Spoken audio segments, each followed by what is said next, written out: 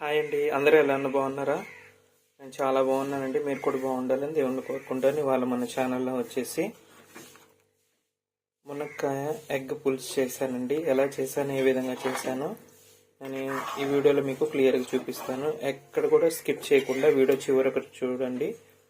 అసలు ఎంత బాగుంటుందంటే అంత బాగుంటుందండి. అసలు మునక్కాయ గుడ్డు అలాగే మామిడికాయ వేసుకొని చేసుకుంటే అంత టేస్టీగా ఉంటుందండి. అసలు మీరన్నడు ఊహించినంత విధంగా ఉంటుంది. చాలా చాలా టేస్టీగా ఉంటుందండి. ఎలా చేస్తానో ఏమేమి ఇంగ్రీడియంట్స్ వేసానో అవన్నీ వీడియోలోకి వెళ్ళి చూద్దామండి. మొదటిసారిగా ఈ ఛానల్ చూస్తున్న వాళ్ళైతే లైక్ చేయండి, షేర్ చేయండి, కామెంట్ చేయండి, సబ్స్క్రైబ్ చేయండి, సపోర్ట్ చేయండి ఫ్రెండ్స్. మీ సపోర్ట్ ఉంటేనే నేను ఇలాంటి మంచి మంచి వీడియోలు చేయగలను. ఇంకా లేట్ చేయకుండా వీడియోలోకి వెళ్దామండి. నెల్లూరు ఫుడ్ ఛానల్కి స్వాగతం, సుస్వాగతం. ఇవాళ మన ఛానల్లో వచ్చేసి మునక్కాయ గుడ్డు పులుసు చేస్తున్నామండి. ఏ విధంగా చేస్తాను, ఎలా చేస్తాను ఈ వీడియోలో చూపిస్తాను. ఫస్ట్ ప్యాన్ పెట్టుకొని ఆయిల్ వేసేసుకొని ఆయిల్ హీట్ ఎక్కిన తర్వాత కొంచెము ఆవాలు, కొంచెం జీలకర్ర వేసుకుందామండి. ఆవాలు జీలకర్ర హీట్ అయిన తర్వాత 2 మీడియం సైజు ఆనియన్స్ కట్ చేసుకున్నానండి. అవి యాడ్ చేసుకుంటున్నాను.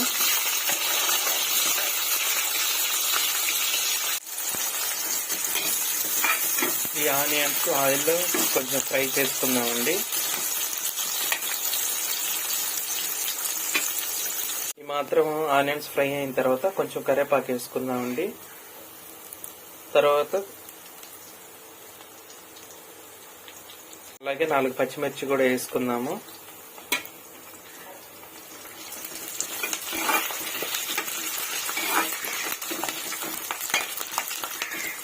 ఇప్పుడు కొంచెం అల్లం పేస్ట్ వేసుకుందామండి.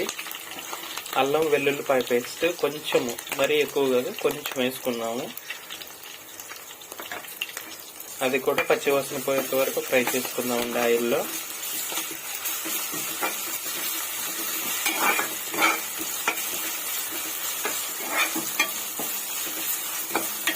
అల్లం పేస్ట్ కూడా పచ్చివాసన పోయింది. ఇప్పుడు కట్ చేసుకున్న 2 మీడియం సైజ్ అండి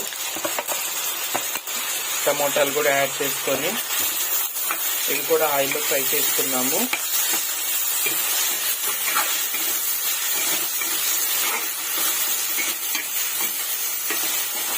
టమోటాలు ఫ్రై అయ్యేటప్పుడు కొంచెం ఉప్పు వేసుకుందామండి. తొందరగా టమోటాలు మగ్గుతాయి, టైం పట్టదు మనకి.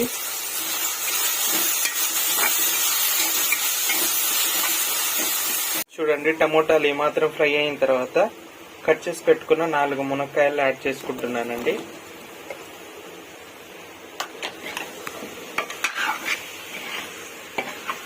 ఇలా అంతా కూడా కలుపుకుంటున్నాను.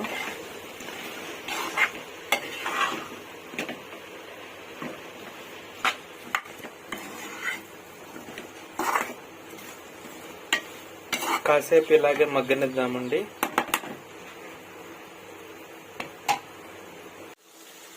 ఇప్పుడు పసుపు, సరిపోయినంత పసుపు యాడ్ చేసుకుందామండి.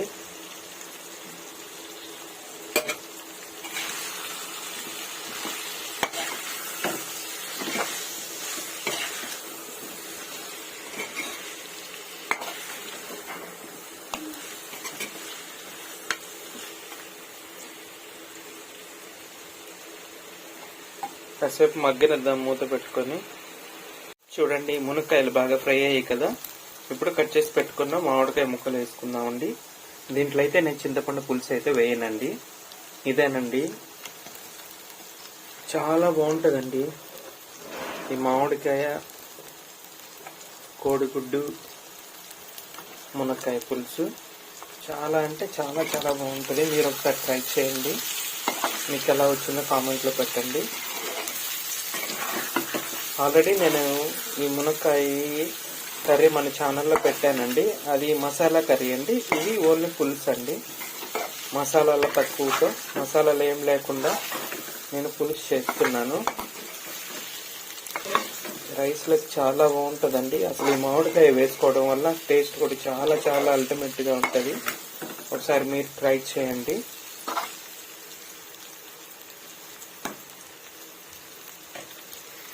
ఇంకొక 2 మినిట్స్ అలా మగ్గనిచ్చుకుందామండి మామిడికాయ ముక్కలు వేసిన తర్వాత. చూసారు కదండి ఎలా మగ్గిపోయాయో. ఇప్పుడు మనకి ఎంత వాటర్ అయితే సరిపోతాయో అన్ని వాటర్ యాడ్ చేసుకుందామండి కర్రీలో.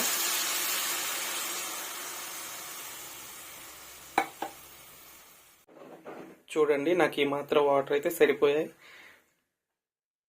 ఎందుకంటే మునక్కాయలన్నీ మనకి ఇంకా నీట్గా ఉడకాలి కదండి, అందుకని నేను 2 గ్లాసులు వాటర్ అయితే యాడ్ చేసుకున్నాను. ఇప్పుడు మనం రుచికి తగ్గ కారం వేసుకుంటున్నానండి.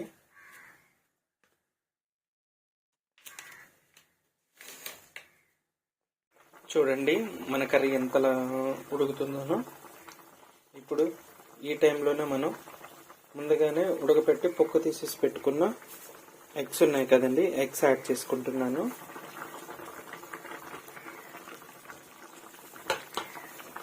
ఈ టైంలో వేస్తే మనకి ఎగ్స్ కూడా ఉప్పు కారం అంతా కూడా నీట్గా పడుతుందండి.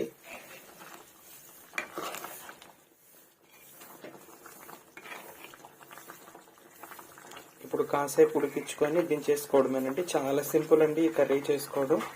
చాలా సింపుల్ అండి, చాలా టేస్టీ కూడా ఉంటుంది. మీరు కూడా ఒకసారి ట్రై చేయండి. మీకు ఎలా వచ్చిందో కామెంట్లో పెట్టండి. ఫైనల్గా ఈ స్టేజ్కి వచ్చాక ఈ మాత్రం చిక్కదనం అయితే సరిపోతుందండి మన మునక్కాయ గుడ్డు పులుసుకి. ఇప్పుడు ఉప్పు కారాలన్నీ చూసుకొని, ఒకవేళ ఉప్పు కారం పట్టేలా ఉంటే ఇప్పుడే వేసేసుకోవాలి. నాకైతే పర్ఫెక్ట్గా అన్నీ సరిపోయాయండి. ఇప్పుడు నేను ఫైనల్గా కొత్తిమీర యాడ్ చేసుకుంటున్నాను.